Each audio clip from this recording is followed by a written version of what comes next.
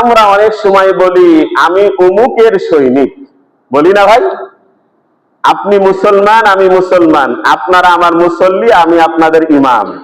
কোনটা সঠিক কোনটা ভুল যতদিন মিম্বার থাকবে ততদিন বলা লাগবে। যেদিন চলে যাবে সেদিন আরেক জায়গায় যায় হলেও আমাকে বলা লাগবে। এটা নিয়ে আমার কোনো পেরেশানি নাই। আমি ব্যবসায়িক মানুষ, এটা মাঝে মধ্যে চলে গেলেও আমার কোনো আসে যায়, আমি ব্যবসা করে খেতে পারি, আলহামদুলিল্লাহ। এবার আসেন, আপনি যে স্লোগান তুলেন আমি অমুকের সৈনিক, আমি তুমুকের সৈনিক, যে যে দলের সৈনিক আছেন, এবার আসেন আপনার ইন্তেকালের পরে আপনাকে আবার আখিরাতে তুলবে না? কারণ ওইটাই তো আমরা বিশ্বাস করি, আল্লাহর সামনে দাঁড়াতে হবে না? এবার আসেন হাসরের মাঠে হাউজে কাউসারের পানি পান করাবে আপনি যার সৈনিক, তিনি না নবী মুহাম্মদুর রাসূলুল্লাহ? একটু বুঝে বলবেন, হুজুরের উপরে রাগ করার দরকার নেই। আপনি যার সৈনিক তিনি কি আপনাকে হাউজে কাউসারের পানি পান করাতে পারবে? পারবে না। তাহলে আমরা যদি বলি আমরা হলাম রাসূল সেনা, এরপরে বুলেট বোমা ভয় করেন আর না করেন সেটা পরের কথা। যদি রাসূলকে সৈনিক হিসাবে মানতে পারেন তাহলে কিয়ামতের হাসরের দিনে হাউজে কাউসারের পানি পান করাবে কে? নবী মুহাম্মদুর। এবার আসেন, যখন মিজান দাঁড়িপাল্লা কায়েম করা হবে ওজন দেওয়ার জন্য, তখন আপনার আমলনামার পাশে যিনি দাঁড়িয়ে থাকবেন তিনি মুহাম্মদুর, নাকি আপনি যার সৈনিক আরেক গুনার সৈনিক? যে যখন পাওয়ারে আসে আপনারা বিভিন্ন সময় সৈনিক ভাগ হয়ে যান, হ্যাঁ?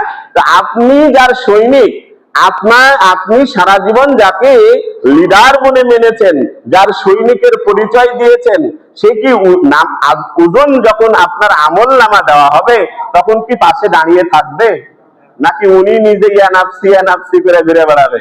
কি বলেন? উনি তো নিজেই ইয়ানাফসি করে চিৎকার করবে। উনি কর্মীর খোঁজ কখন নিবে? কি বলেন? এই জন্য কার কথায় উঠছেন, কার কথায় বসছেন, কার পিছনে ছুটছেন, আল্লাহ কেন পাঠালেন, কেন সুযোগ দিয়েছেন, আবার আল্লাহ কেন আপনাকে টান দিয়ে নিবেন, এটা একটু চিন্তা করতে হবে ভাই, যাতে ওই দিন ওজন নাম যখন আমল নামা ওজন দেওয়া হবে, যিনি দাঁড়িয়ে থেকে আমার ওজন আমল নামার হিসাব গুলো দেখবেন, যিনি বলবেন এটাও ধরে নাও এটাও ধরে নাও, যিনি মালাইকাদেরকে ফেরেশতাদেরকে সুপারিশ করবেন, তিনি আপনার আমার দুনিয়ার কোন সৈনিক নয়, তিনি মুহাম্মদুর। অতএব সৈনিক হলে কার সৈনিক হব? নবী মুহাম্মদুর।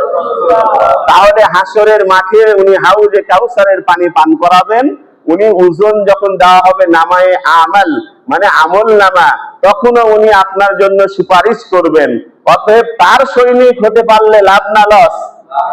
বাকি দুনিয়ার অন্য সৈনিক হতে পারা এটা কোনো কি বাহাদুরির পরিচয় নয়। তাহলে তাকে কারা সৈনিক হিসাবে মানে? যারা আল্লাহতে বিশ্বাসী, আল্লাহর সামনে দাঁড়াতে হবে এই কথায় বিশ্বাসী। তো আমার তো বিশ্বাস এখানে যত আল্লাহর বান্দারা এসেছেন সবাই আল্লাহর সামনে দাঁড়াতে হবে, এটা বিশ্বাস করেন না? তাহলে সৈনিক কয়জন? একজনাই সৈনিক, যার সৈনিক হতে হবে তিনি মুহাম্মদুর। অন্য কারো সৈনিক হওয়ার কোন সুযোগ, কারণ তিনি আমাকে হাউজে কাউসারের পানি পান করাবেন না। তিনি আমার ওজন যখন আমল নামা ওজন দেওয়া হবে উনি আমার সামনে থাকবেন না, এবং উনি আমাকে সুপারিশ করবেন না, উনি আমাকে শাফাআত করবেন না। তাহলে আমি তার সৈনিক হয়ে আমার কি লাভ? কোনো লাভ নাই। তার সৈনিক হয়ে আমার কোনো লাভ নাই। অতএব আল্লাহ বলছেন সৈনিক হও কার? আদর্শ মানো কার? যিনি মুহাম্মদুর। আল্লাহ বলছেন লাকাদ কানা লাকুম ফি রাসূলিল্লাহি উসওয়াতুন হাসানা, যদি কারো ভিতরে উত্তম আদর্শ থাকে তিনি মুহাম্মদুর রাসূলুল্লাহ।